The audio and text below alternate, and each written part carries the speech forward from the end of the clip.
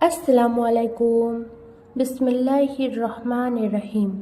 আল্লাহর ৯৯টি সুন্দর নামের মধ্যে দুটি নাম হচ্ছে আর রহমান আর রহিম, যার অর্থ পরম করুণাময় এবং খুব দয়ালু। আল্লাহ পরম করুণাময়। হুজুর সাল্লাল্লাহু আলাইহি সাল্লাম ইরশাদ করেন, আল্লাহর রহমতকে ১০০ ভাগে ভাগ করেছেন এবং শুধুমাত্র এক ভাগ এই দুনিয়াতে পাঠিয়েছেন। এই জন্যেই আমরা দেখি প্রতিটা প্রাণী একে অপরকে রহম করে, এমনকি জানোয়ারও তার নিজের বাচ্চাদেরকে ভালোবাসে। Just 1% of Allah's mercy is enough for this entire world. আর বাকি ৯৯% যেটা উনি নিজের কাছেই রেখেছেন, কিয়ামতের দিন ইউজ করবেন মানুষদেরকে মাফ করার জন্য।